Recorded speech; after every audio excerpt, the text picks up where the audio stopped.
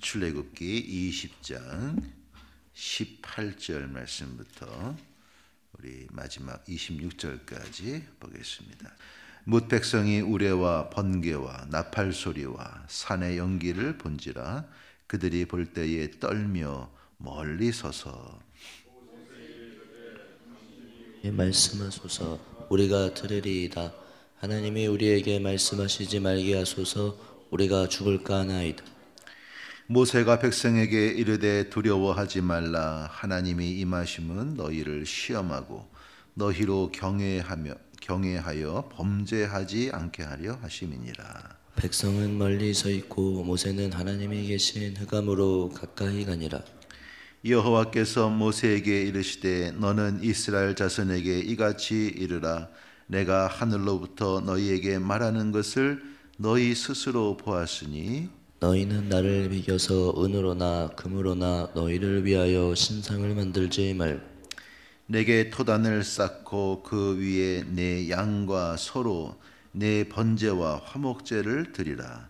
내가 내 이름을 기념하게 하는 모든 곳에서 내게 임하여 복을 주리라. 내가 내게 돌로 제단을 쌓거든 다듬은 돌로 쌓지 말라.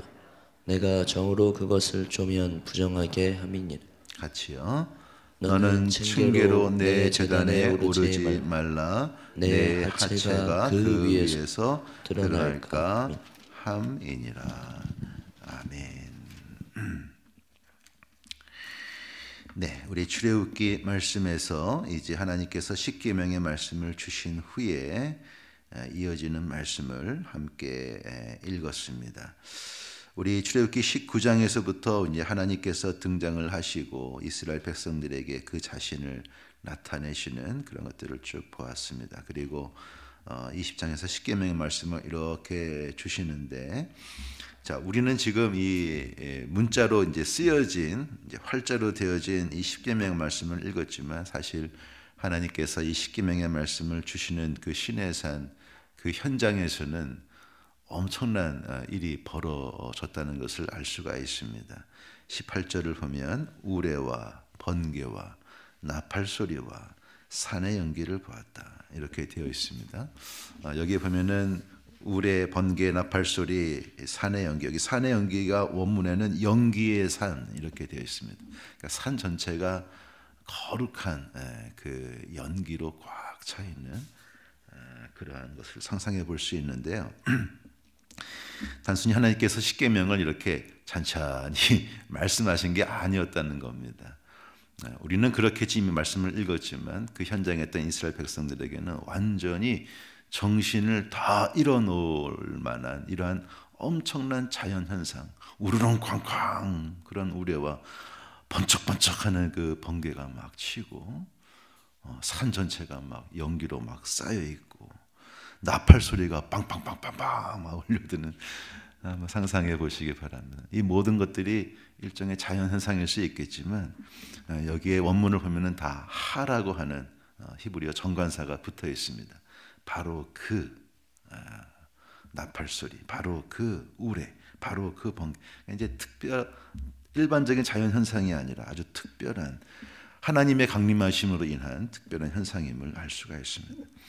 그래서 이 이스라엘 백성들이 그 십계명의 말씀을 들을 때에 무서운 거죠. 엄청난 이 두려움과 이 떨림이 그들에게 임했다라는 것을 알 수가 있습니다.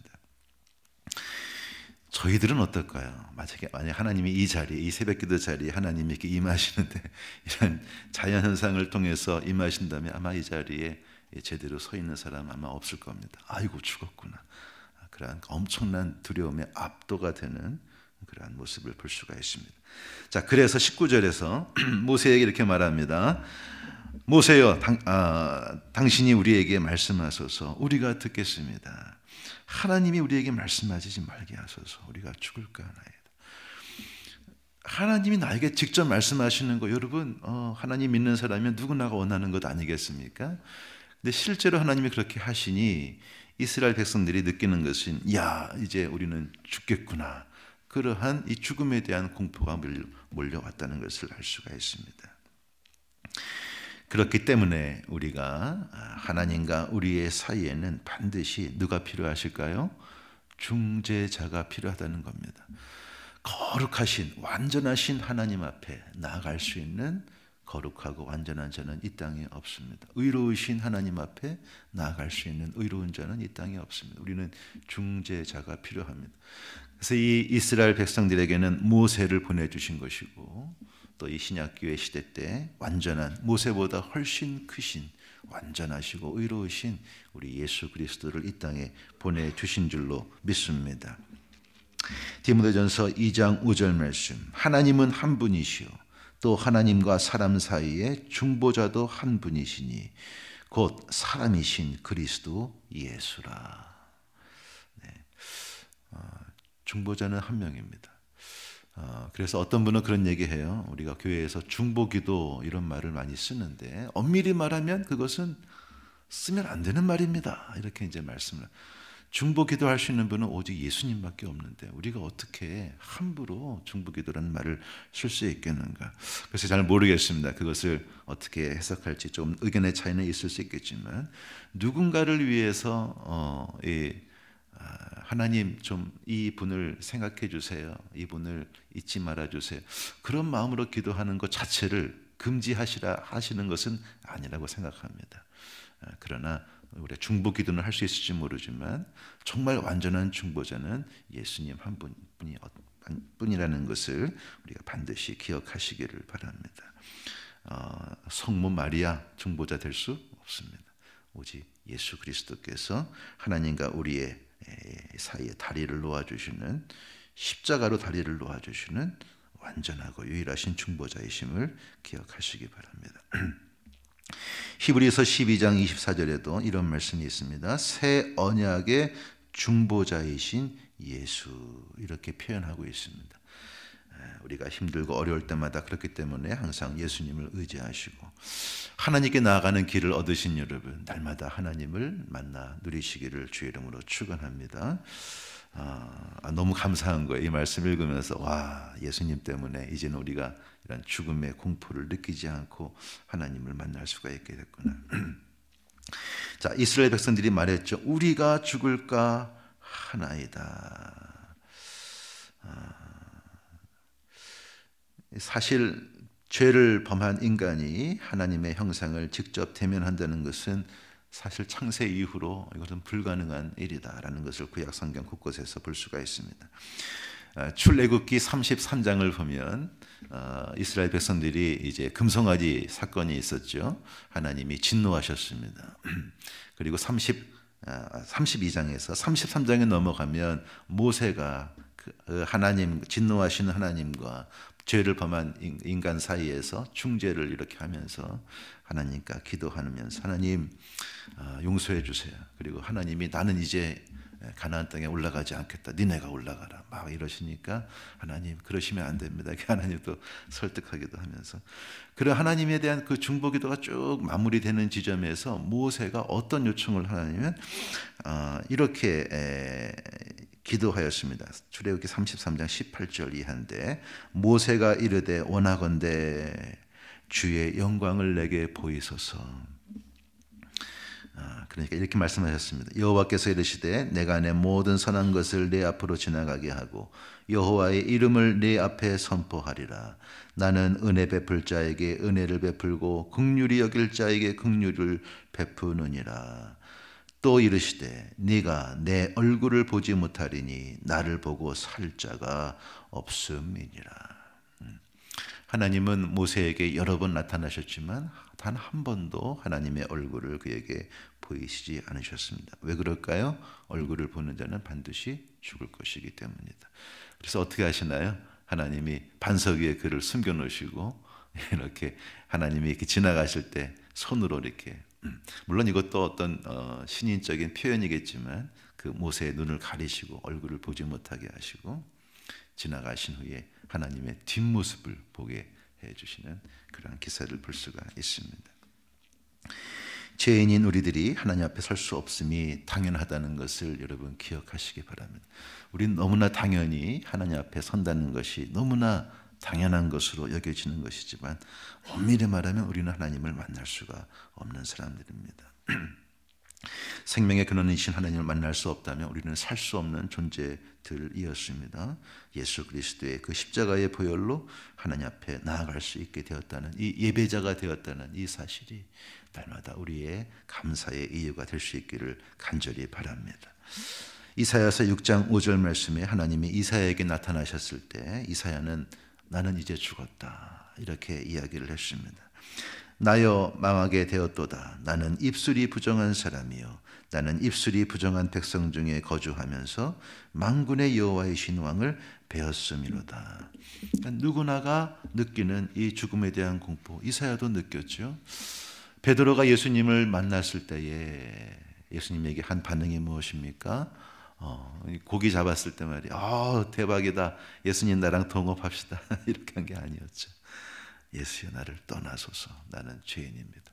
그러니까 하나님의 나타나심, 하나님을 만나는 그 자리에서 내 자신이 어떤 존재인지를 깨닫게 되기 때문에 우리는 하나님을 감당할 수 없습니다. 우리는 중보자가 필요하고, 우리 예수님께서 죄인인 우리들을 위해서 중보하시고, 예수님 앞에 하나님, 안무개가 죄를 지었지만 하나님 저의 핏값을 보시고 용서해 주십시오. 사탄이 그를 모함하고 고소할지라도 맞습니다. 그가 그를 죄를 범했습니다. 그러나 내가 십자가에서 그 죄값을 치루었습니다. 그래서 우리가 하나님께 나아갈 수 있다는 것, 이것이 얼마나 감사한 일인지 알 수가 없습니다. 그러한 감사가 우리 가운데 회복되시기를 축원합니다. 자, 20절 말씀에 보면 모세가 말씀합니다. 하나님이 임하심은 너희를 시험하고 너희로 경외하여 범죄하지 않게 하려 하심이니라. 당연하겠죠. 내가 하나님 이 나타나심에 이 죽음의 공포가 몰려왔다면 그 누가 하나님을 대적하고 그 누가 범죄하며 살아가겠습니까? 하나님께서는 이렇게 그 자신을 나타내시면서 우리로 하나님을 경외할 수 있기를 원하신다라는 것 기억하시기 바랍니다. 우리가 하나님을 아빠, 아버지라고 아주 친근하게 부르고 하나님을 예배하며 살 수 있게 되었지만, 근본적으로 하나님은 우리와 다르신 분이고 완전하시고 거룩하시고 우리가 범접할 수 없는 너무나 크신 분이라는 것을 잊지 마시기 바랍니다. 그래서 경외라는 단어를 쓰는 것이지요. 두려워하고 사랑하고, 이 사랑과 두려움이 항상 우리 속에 있게 되기를 바랍니다. 자, 21절에 보면 백성은 멀리 서 있고 모세가 하나님이 계신 흑암으로 가까이 나아갑니다. 굉장히 아주 주목을 끄는 표현이 나오는데, 하나님이 계신 흑암이라는 표현이 나옵니다. 성경을 읽어보면 하나님께서 자신을 숨기시는, 숨어 계시는, 나타나지 아니하시는 하나님으로 묘사가 되는 그러한 말씀들이 많이 나옵니다. 예를 들면 시편 10편 1절에 여호와여 어찌하여 멀리 서시며 어찌하여 환난 때에 숨으시나이까, 이런 시편이 있고, 또 시편 곳곳에 그러한 숨어 계시는 하나님에 대한 말씀이 나옵니다. 열왕기상 8장에 솔로몬이 예루살렘 성전을 건축하고 감사 기도를 드릴 때 이런 기도를 합니다. 굉장히 이상 기도를 했어요. 그때 솔로몬이 이르되 여호와께서 캄캄한 데 계시겠다 말씀하셨사오나 내가 참으로 주를 위하여 계실 성전을 건축하였사오니 주께서 영원히 계실 처소로소이다. 그러니까 솔로몬이 성전을 건축하였지만 솔로몬은 알았던 것이죠. 하나님은 캄캄한 데 계시는 분이시구나. 하나님이 안 계시는 분, 이 무소부재하신 분이라는 것을 솔로몬은 알았죠. 그럼에도 성전을 지음으로 이스라엘 백성들이 하나님께 나아갈 수 있는 길을 하나님께 부탁을 했던 것이고, 하나님께서 그것을 허락하신 것이 성전이라는 것입니다. 우리가 성전에서 예배 생활을 하고 교회와 믿음 생활을 하지만 하나님께서 성전 안에만 머무신다는 착각은 절대 하지 말아야 할 줄로 믿습니다. 우리 가끔 믿음 생활 하다 보면은 주일날 와서 하나님 저 왔습니다. 잘 계셨어요. 이렇게 예배드리고 하나님 저 갑니다. 다음 주에 뵙겠습니다. 이렇게 믿음 생활하신 분이 있다는, 아주 잘못된 것입니다. 하나님은 어디에나 계십니다. 어디에나 계십니다. 그것이 바로 암흑 속에 여호와가 계시는 이 흑암이라는 단어 속에 그 하나님의 무소부재가 드러나 있다라고 생각합니다. 자, 그 뒤에 쭉 하시는 말씀 우리 간단히 보겠습니다. 22절 아까 읽어본 것처럼 다시 한번 이 하나님의 크심을 보이신 후에 두려워 떨고 있는 이스라엘 백성들을 향해서 모세를 통해서 말씀하시는 것이 22절에 내가 하늘로부터 너희에게 말하는 것을 너희 스스로 보았다. 하나님의 현현을 이렇게 표현하세요. 하나님이 말씀하셨죠. 십계명을 말씀하셨죠. 여러 가지 자연 현상을 통해서 말씀하셨습니다. 그런데 그 말씀하시는 것을 이스라엘 사람들이 보았습니다. 이것이 하나님의 역사하심이라는 거예요. 하나님이 이렇게 얼굴이 쫙 나타나셔 뭐 이렇게 막 하시는 것이 아니라 뭘 하시는 거예요? 하나님은 말씀으로 역사하십니다. 말씀으로 천지를 창조하시고 말씀으로 인생을 주관하시고 역사를 이끌어 가신다. 그럴 때 그 말씀으로 역사하시는 그 결과를 우리가 눈으로 보게 되는 것이죠. 그렇기 때문에 하시는 말씀이 그렇기 때문에 절대로 나를 표현한다고 신상을 만들지 말라는 거예요. 바로 그 다음 절에 나오죠. 다시 한번 십계명의 두 번째 계명 신상을 만들지 말라. 다시 한번 말씀하십니다. 우리가 어떻게 그렇게 역사하신 하나님을 형상으로 표현할 수가 있겠습니까? 형상에 담을 수가 있겠습니까? 이것은 엄청난 하나님 앞에 죄가 된다는 겁니다. 그렇기 때문에 이게 하나님이다. 절대 그렇게 말하지 말라. 두 번째 말씀하시는 것은 제단을 쌓는다면 토단을 쌓아라. 흙으로 쌓아라. 자연 그대로 제단의 어떤 외형적인 아름다운 모습에 치중하지 말고 예배의 정신이 무엇인지를 잊지 말아라 말씀하셨어요. 또 그 다음에 보면은 만약에 돌로 쌓으려고 하면 다듬지 말아라. 정으로 이렇게 쪼개거나 어떤 규격을 맞춰가지고 인위적으로 무엇인가를 첨가해서 아름답게 보이려고 하는 그러한 제단을 만들지 말아라. 이것도 마찬가지죠. 하나님을 그렇게 가두지 말라는 말씀을 하십니다. 자, 그런가 하면 26절에 보면 층계로 제단에 오르지 말라는 아주 독특한 그런 말씀을 하십니다. 이게 뒤에 다시 나오겠지만 여기 하체가 드러날까 합니다. 여기 하체는 원문의 nakedness, 벌거벗음입니다. 그래서 제단에 만약에 층계를 만들고 올라가서 뭐 할 때 이 하체가 드러나는 것을 방지하셨는데 하체라는 것은 무엇입니까? 우리 인간의 원죄 현장에서 그들이 이 선악과를 따먹고 수치심을 느끼고 바로 자신들의 하체를 가립니다. 이 하체라는 것은 그렇기 때문에 인간이 하나님 앞에 범죄함으로 느끼는 인간의 근본적인 수치심을 의미합니다. 그 수치심을 가지고 제사하지 말라. 그 죄를 해결하지 못하고 예배 자리에 나오지 말라.